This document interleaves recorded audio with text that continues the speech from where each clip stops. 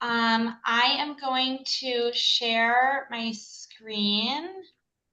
Um,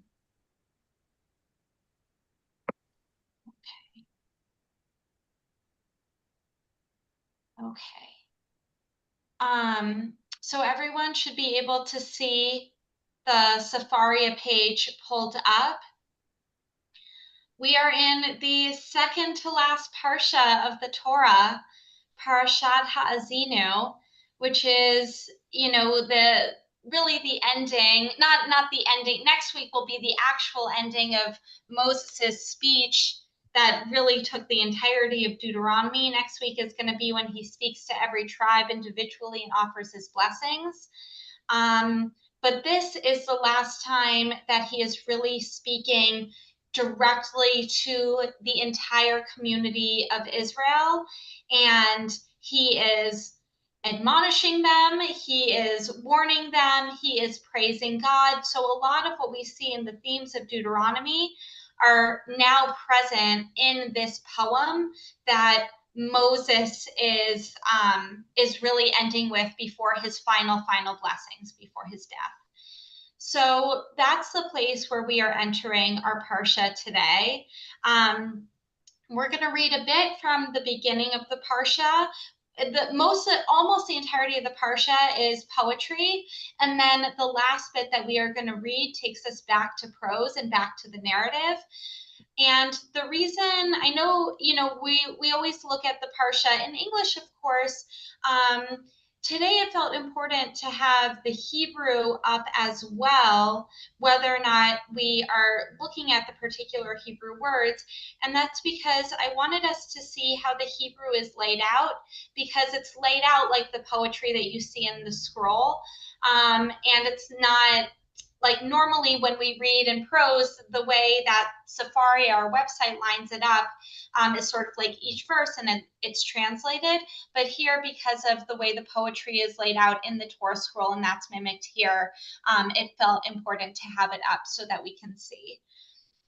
So this poem is very typical of all biblical poetry, which is really built around different, I don't use, forgive me for not using the correct poetic terms, but really built around couplets that sort of parallel each other.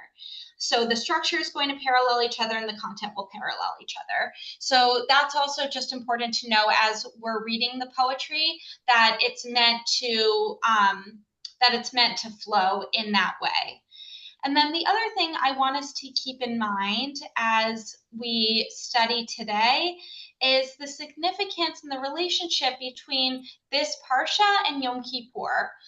Because right now we are reading this Parsha right after Yom Kippur, and it is always the Parsha that is read either right before or right after Yom Kippur. I don't know that it makes a difference whether it's before or after. I think, the themes are connective no matter what. And so I want us to pay attention. We'll come back to this at the end.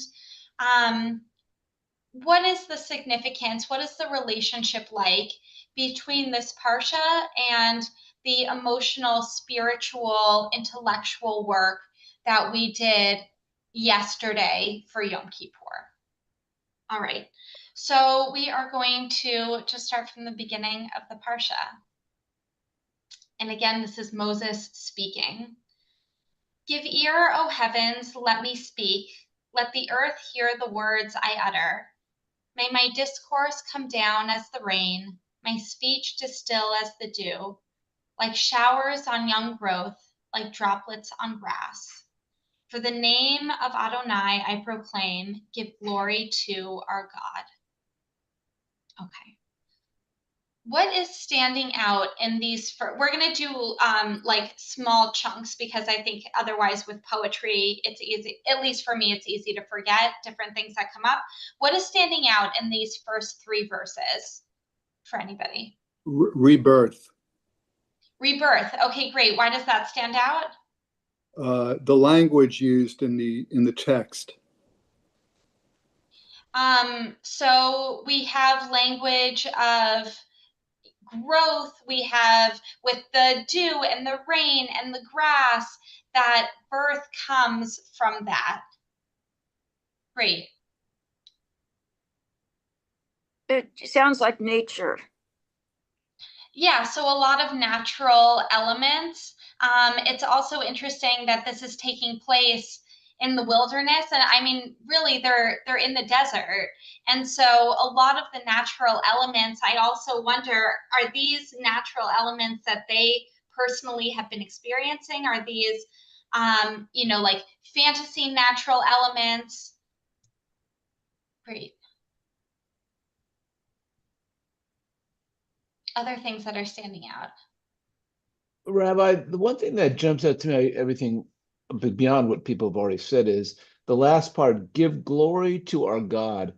And I know it's asking for something, do something, but it's almost like asking for like positivity and praise. And you don't have to give up much to be, I don't know, what is it? Not humble, but to be positive about something else. It just seems like such an easy ask, maybe. I'm not sure if my words make a lot of sense. Do you mean asking the Israelites? What do you Well, I think, mean? well, it seems like God is saying, you know, for the earth, for everybody, Oh, everybody give glory to God. This is this thing, this entity, and from the earth to the people and to the everybody. Just hey, God, let's just give glory to God because all of this is God's creations. nice. And that brings us back to the natural elements of this. Um, and so that Moses is really using these last moments that he has to say, I need to proclaim God's name, and also we need to give glory to God. Brad and then Susan. Well, I'm struck by the first line, let me speak. And the issue of speech in this whole book. I mean, the book of Deuteronomy is effectively one long speech. And we just heard God say that he's going to hide his face from us, and his trace will be in something that he's writing, in a text, in a poem. So we're going back and forth between speech and writing, speech versus writing, speech and writing. It's let me speak, but this is in a written text. So it's this preoccupation about speech and the written word throughout this book. Nice. I love that. And it also, I think we as Jews have that same preoccupation between speech and the written text as well. When we think about, the Hebrew Bible, the Tanakh, as the written Torah, and then the Mishnah, the Gemara, and rabbinic text as this oral Torah. And so I think our tradition also grapples with that, of having like what it means to have a written text, and also the oral nature of our tradition and being able to pass it down in multiple ways. I always like to go back to know when it was actually written. I just have this want to know when it was written versus spoken. And so I have a note here that it was written during the first kingdom versus post-exilic, where most of our stuff was written was post-exilic. This was written during the first kingdom. Is a note that I have. Yeah. Thank you. Yeah, and that's also, I think, just something interesting about Deuteronomy in general, is that like different biblical scholars have various takes on this, of when this was written, when it was put together with the four books that came before, and obviously everybody has different philosophies, theologically, where this came from. Yeah, Susan, you were going to say something as well. Yes, some of it's a little confusing to me. This is Moses speaking. I look at also as transmitting for God. So it's a little back and forth.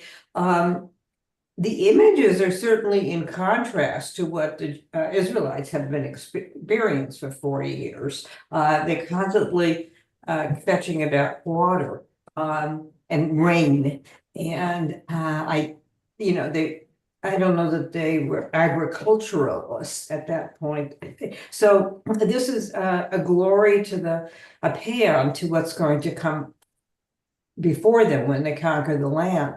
And at the end, he said, I proclaim, give God glory to our God. So when all these wonderful things happen, remember that they were due to God, and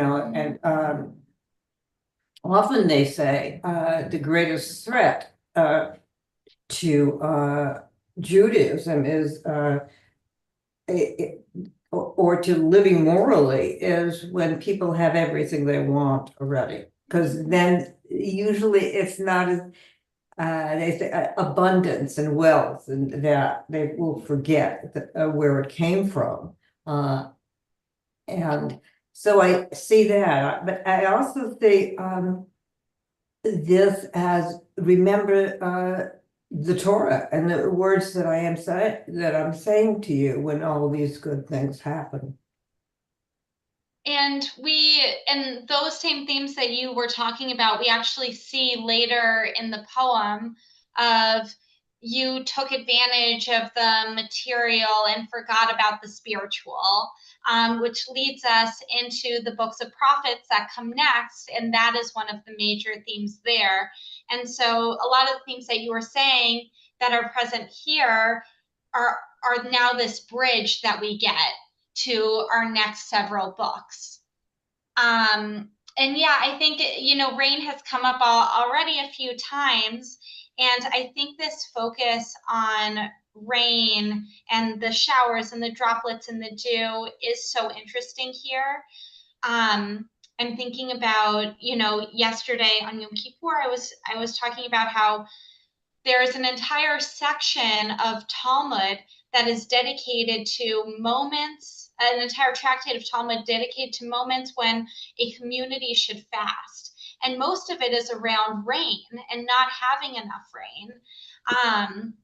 And so we see like so much, and like you were saying, there's so many stories in the Torah of people wanting and needing water, and that God being able to be that water that is so needed, to be that rain that is so needed. And it feels like God almost as a lifeline, and like speech and Torah as a lifeline.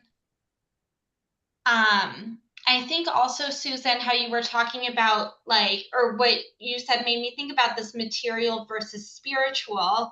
I have a note in my Eitz Chaim Chumash that the Chatam Sofer, who was a great early 19th century European rabbi, the way he understood the words heavens and earth here in the first verse is that heavens are the people who are spiritual, who are more minded towards the heavens or more minded toward God. And where it says earth, the people who are more material, more into earthly things.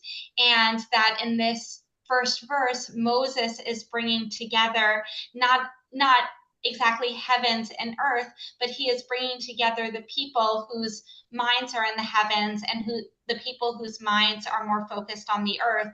And it's sort of the Torah's way of saying, and Moses's way of saying, like speaking to all people who are minded in different kinds of ways, and that this is a message relevant for everybody.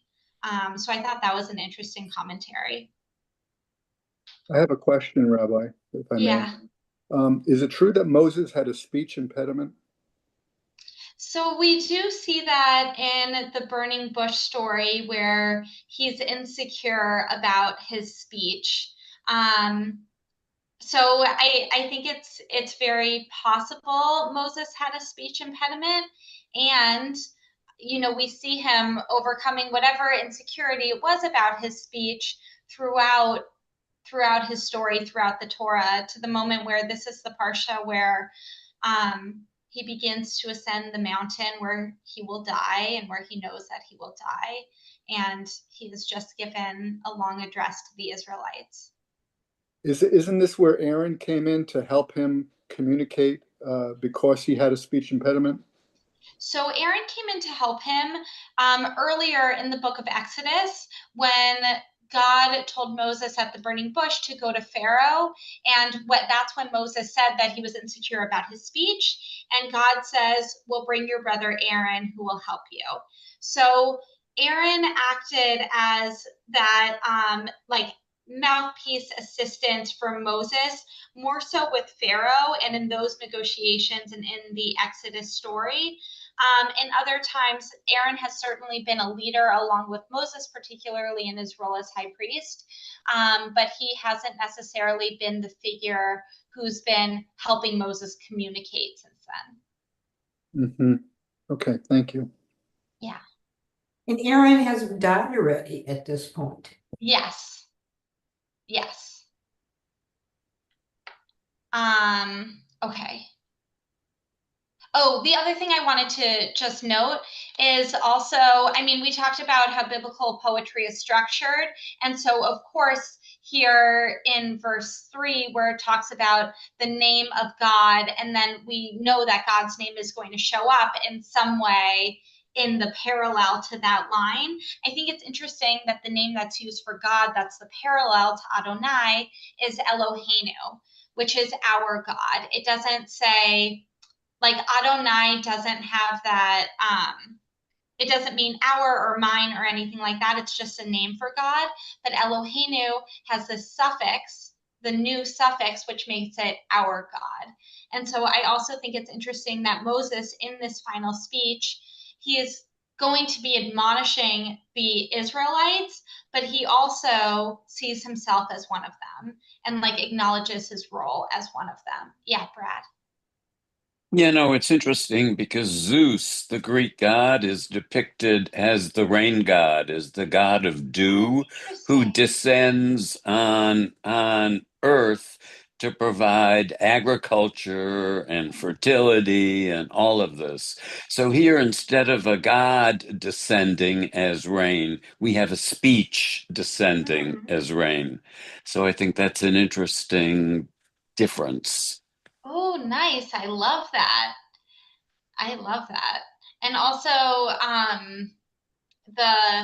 the birth pieces are going to come up later too. That's so interesting. And I think that's also very Jewish, is like what is passed down through, and the poem says this as well, what is passed down through the generations is the teaching. And so like that's what continues to come down, and that is the legacy. That's so cool. Thank you. Okay. So I have a question now. Yes. That you raised with the Eloheinu. Generally, I thought that, at least in the beginning, Elohim was more of a God of everybody, or and Adonai was a personal God, the God of the Jews. So when we say Eloheinu, we're bringing that justice God and the God that controls the earth to us as well. So we have two versions, Eloheinu. Is that correct? And Adonai is the Jewish God we're bringing in Eloheinu too?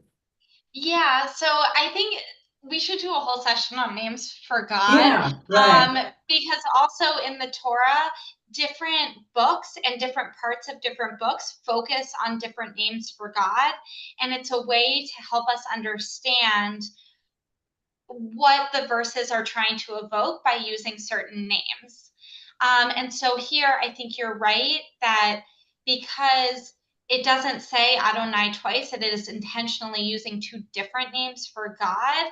I think we are meant to see like a more holistic view of God in this moment. And I think that's sort of what Moses is setting up in general with speaking and hearing and the heavens and the earth and things coming down like rain. And I think there is just like so much that's supposed to be all encompassing. And I think the names for God in the choices specifically include that. But with God, as for the whole earth, the Eloheinu applies a little bit more. I think than Adonai. Would that be the interpretation here? Well, I think it needs to be both. Yeah. Because I think the point Moses is trying to make is sort of like the bigness, the greatness of God, and also the tie of God to the earth and to the people. And I think Moses is trying to sort of weave together so many of the things that the Israelites have experienced, and they are different experiences of God. And a lot of like our history and tradition is sort of woven into this speech. So I do think both are needed here. Thank you. Okay. All right, we are going to keep reading with verse 4. The rock whose deeds are perfect, yea, all God's ways are just, a faithful God, never false, true and upright indeed. Unworthy children, that crooked, perverse generation, their baseness has played God false. Do you thus requite Adonai, O dull and witless people? Is it not the Father who created you, fashioned you, and made you endure? All right, so the beginning of our poem is so lovely, and then Moses gets right into it. Yeah. Yeah. What is standing out in these next 3 verses for people?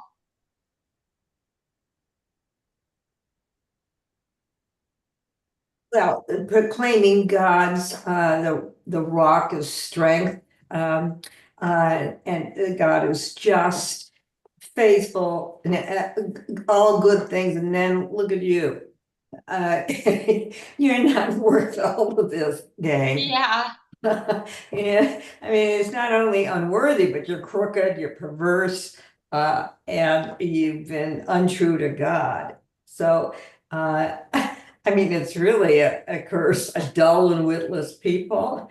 And then And it just gets worse and worse as we keep worse and going. worse and worse. Yeah. So Yeah. he does end, Father, is this not the Father who created it? I would think that would be Adonai, as I can't see. So it literally is Father, Avicha, Okay, your father. Yeah.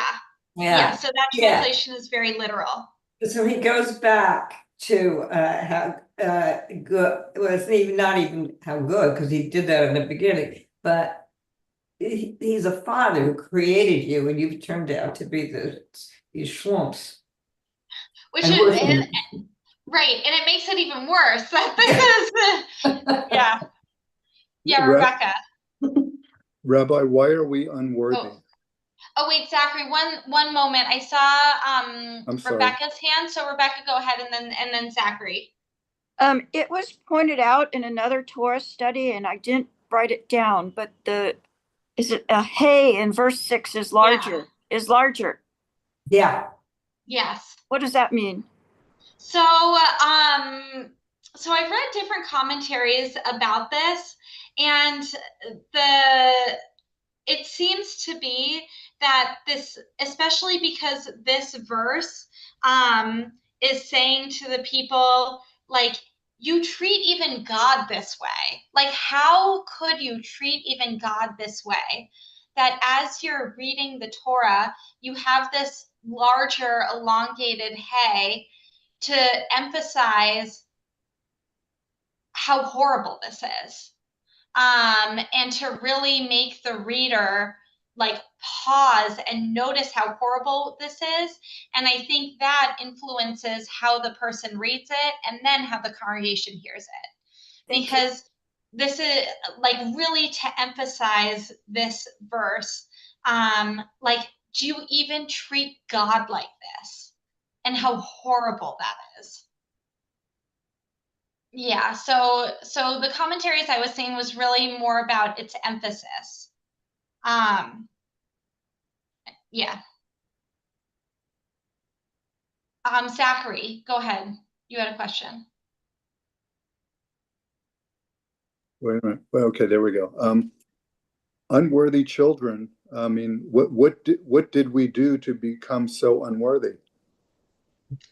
Yeah, so there's also a lot more to come. I think part of the unworthy is what the Israelites have done already. Their ingratitude toward God, making a golden calf, which is to God the worst thing that could have possibly been done, is to worship another God.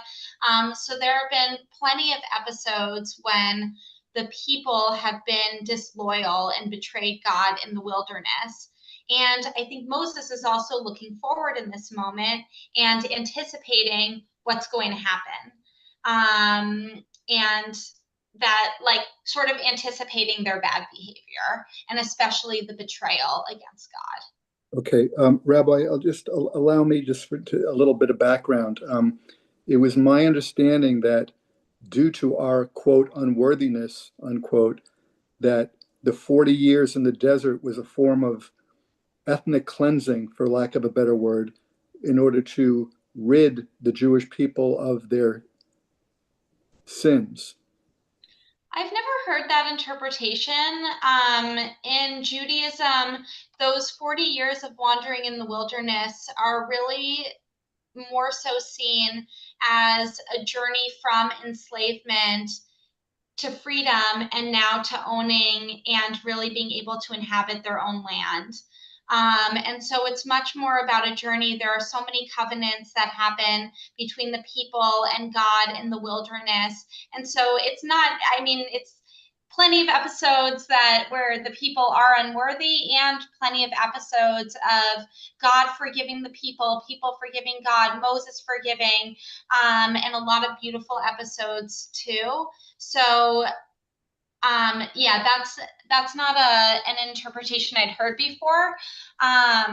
One interpretation I have heard is that by the time the Israelites are at this moment when they are really about to enter the promised land, most of the generation of those who were enslaved are no longer alive, so that the people who are entering the land are a free people and are coming from a place of freedom.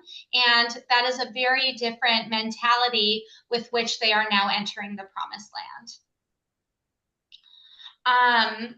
One of the things I also want to highlight in these verses is this parent-child relationship, because it comes up over and over again in the Torah, in our family stories, and in the stories about, in our stories throughout the wilderness. And it comes up throughout this Parsha in Ha'azinu, and it came up throughout our Yom Kippur liturgy. So it feels like, a theme that we're already attuned to this time of year, seeing ourselves as God's children and seeing God as a parent. And so I think for me, when I read this Parsha immediately after Yom Kippur, or even before Yom Kippur, when we say we are God's children, we are putting ourselves into this Parsha. We are seeing ourselves as part of this people. And I think for me, just a different way than if I were to read these words any other day of the year. I think also something that's interesting about the poetry here is the lines always parallel each other, and then these two verses are the opposite of each other. So one is about how perfect God is, God as a parent, and then verse 5 is how unworthy the people are, verse 6 how terrible they are as children.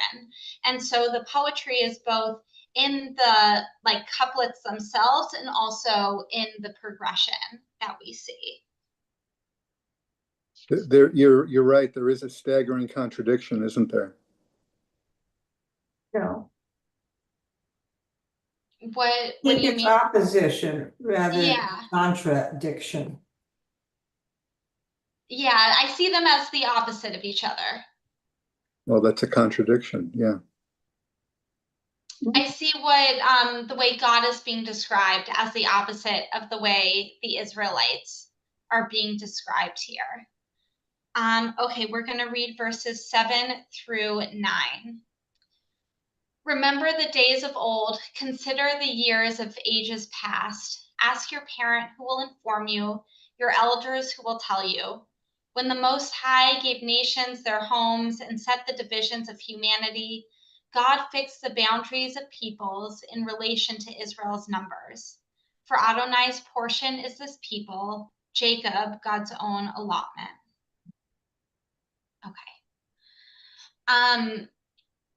If we're thinking about the progression, we started with this beautiful opening of listening and speaking and the water and proclaiming God's glory into God is perfect, God is our parent, we are terrible, we are God's children, and now we are going back in time. So Moses is taking us back to sort of a history lesson of what happened and saying to us, you can even ask your parents about this. Like, they will tell you, as if the people aren't going to believe Moses, as if they maybe aren't clued into what happened. I think this is sort of an interesting device that Moses is using. And it also reminds me of what we do today in our Passover Seder, when we talk about the parents informing the children of the story of the Exodus from Egypt and of our past. So again, I think these themes continue to come up over and over and over again. Any other comments on this? I think we might actually skip to the end. This seems strange to me because their parents aren't going to enter the land. This is more in the future tense, that when they will be parents, because it's the younger generation that enters the land, or ask them real quickly because they're not going to be around. So nice. This seems to be more a suggestion, or at least a command for the future when you will be parents. Nice, which is what we see earlier in the book of Exodus. We see that same command directed toward the future. Yeah, Lador Vador. Exactly, exactly. And what's also a little interesting to me is that God fixed the boundaries of people in relation to Israel's numbers. Well, Israel's numbers have never been great in comparison.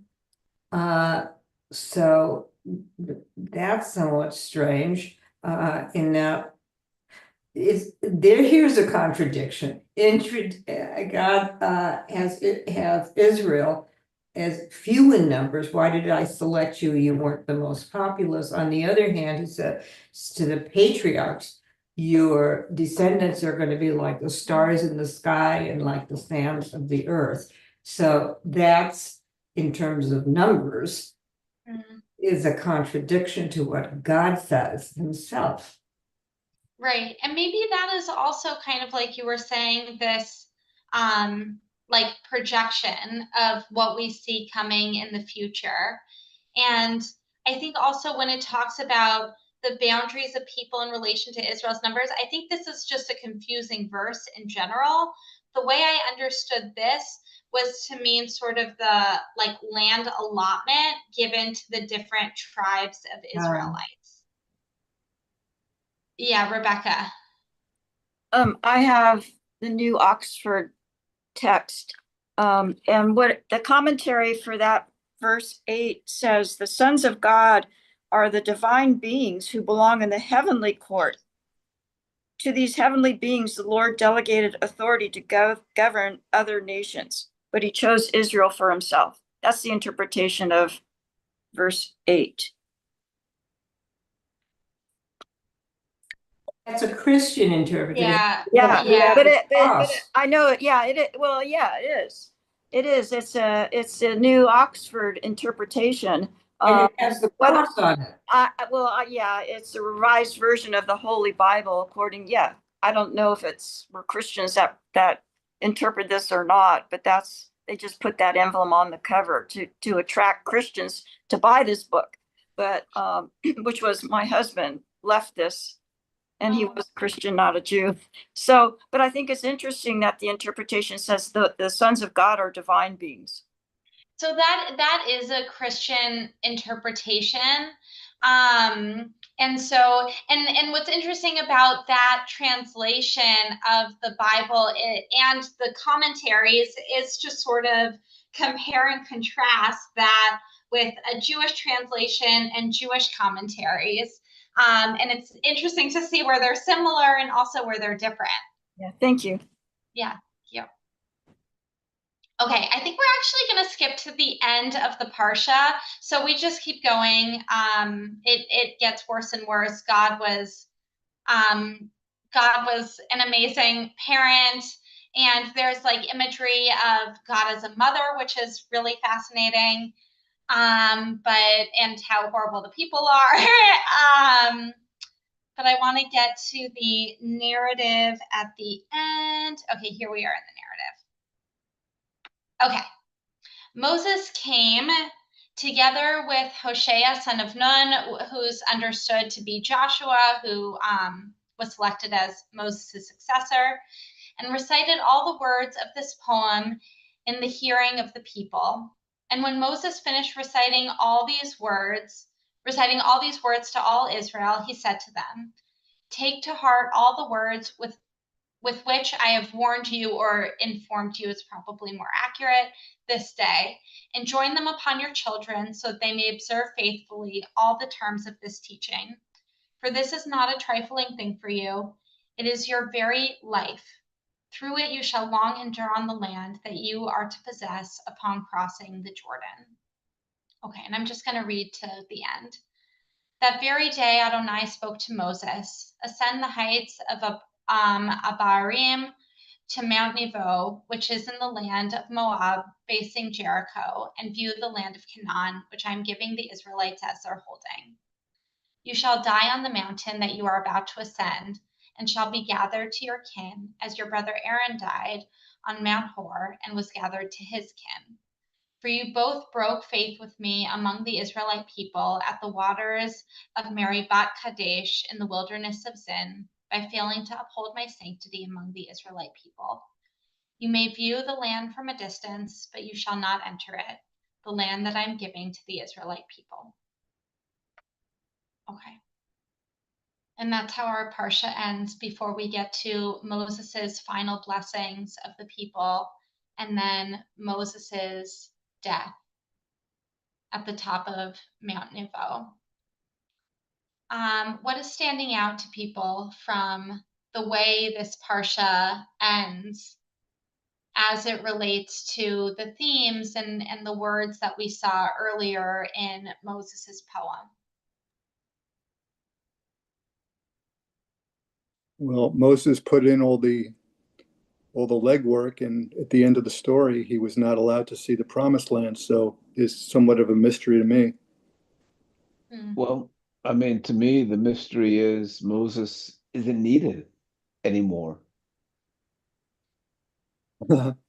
So he's not entitled to see the fruits of his own labor. Is that what you're saying? Well, just speaking from my own thoughts, this is that God is saying, Moses, you've done your job, and we have to believe in God's wisdom and such, and take it at face value. You're just not needed to But go but forward. but Rabbi, wasn't the ban of Moses seeing the promised land a deliberate act by God as a punishment to him? So back in a different book of the Torah, God instructed Moses and Aaron to speak to the people were complaining. They were very thirsty. Their livestock was thirsty.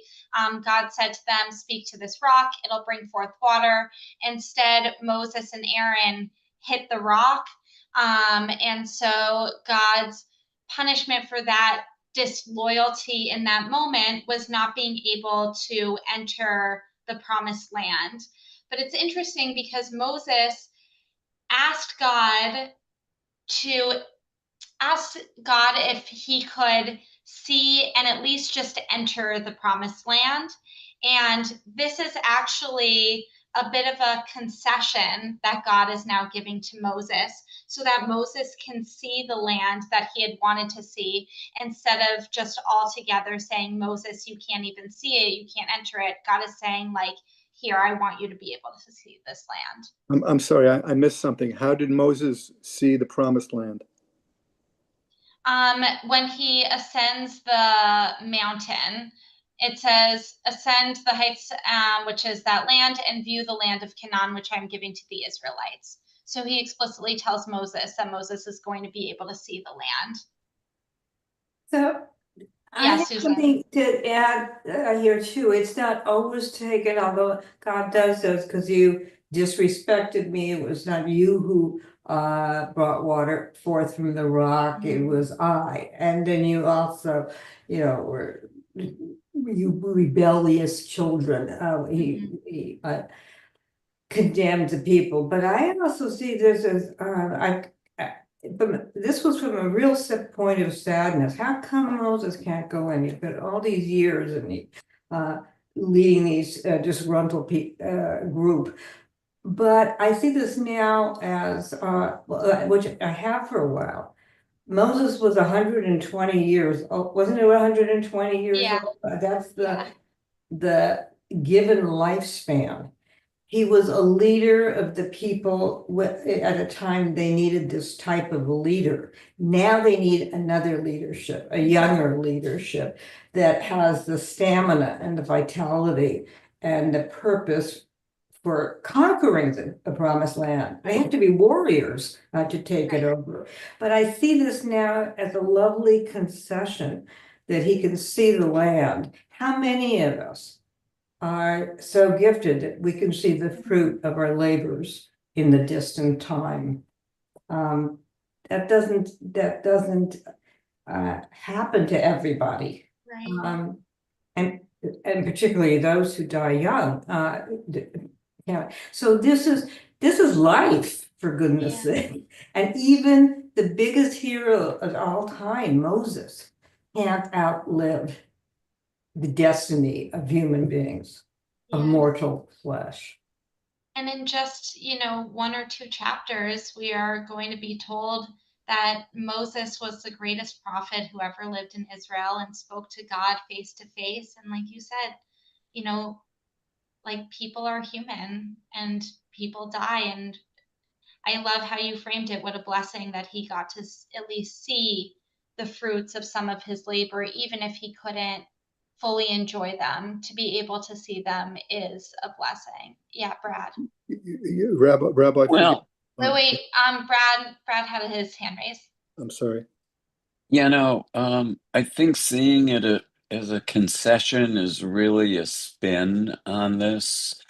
I mean, I just don't, I see it as the glass half empty, not glass half full.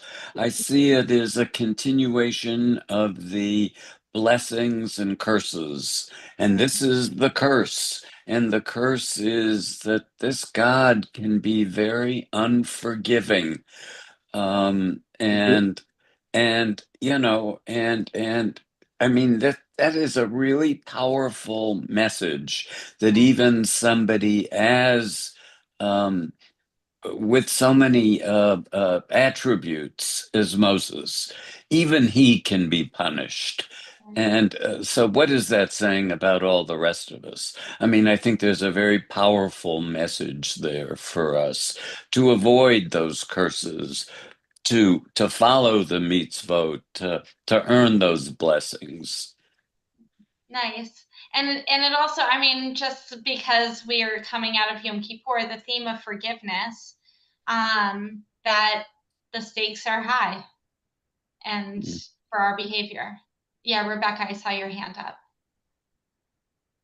Well, I always struggle with this, and Brad brought it up that God is, did you say unforgiving? Yeah. But is God unforgiving, or is he trying to teach a lesson?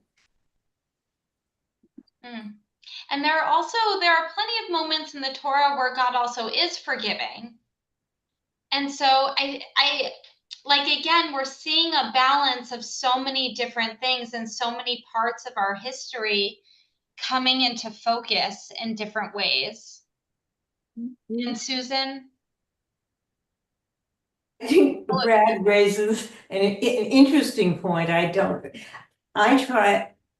agree with it because I'm trying to find the goodness in God.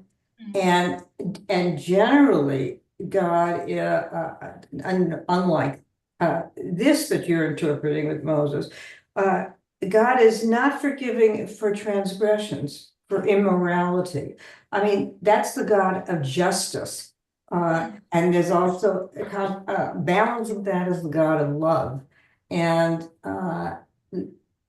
I'm trying to see where one can see the glass half full. Because if you live your life that the glass is always half or a quarter empty, it's not a good position to be in life. Thanks, Susan. I appreciate that. That's why I like our Torah study. I like everybody sort of like, I read it this way, I read it the complete opposite way. This is how the rabbis intended. Well, Rabbi, you know, God, based on what I've been listening to, God said you can see it, but you can't go in it. How would you like for your kids to say to you, listen, you could FaceTime your grandchildren, but you can't come and visit?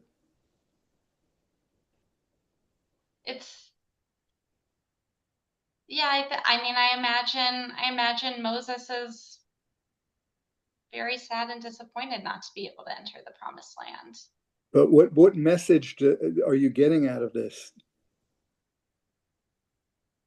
For me, I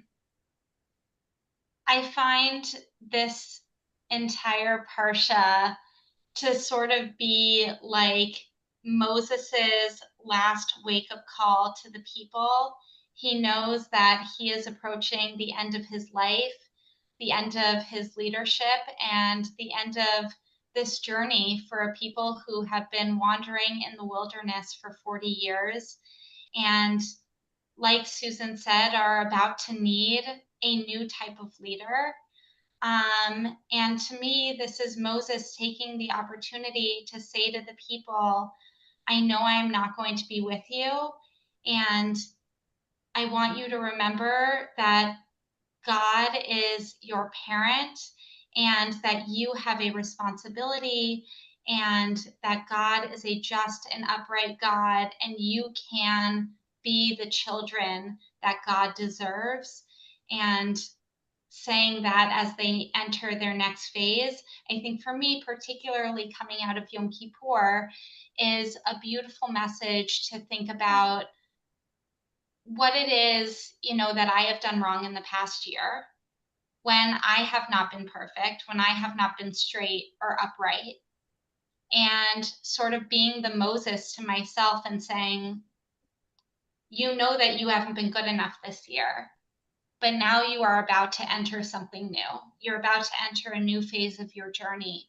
And it's an opportunity to do better. And it's an opportunity to know more and pass our tradition down to our children. So that's what I wanted to end with. And as a blessing for all of us as we begin this new year and this new phase and this new journey, to really take with it the wisdom that has been passed down to us, the wisdom of this past year, and to know the way Yom Kippur really drove home that we can be better. And it wasn't just that one day. I think what I love about our Torah readings is that it brings those same themes back to us every week and every day. So my hope for all of us is that we can hold on to Yom Kippur, not just yesterday, but into how we walk through the coming year. So I want to wish everybody a Shabbat Shalom, an early Chag Sameach. I look forward to celebrating Shabbat and celebrating Sukkot with all of you. Shabbat Shalom, everyone. Shabbat Shalom to you. Thank you, Rabbi. Thank Wonderful. you, Anna. Wonderful. Thank you. Thank you so much. Thank you.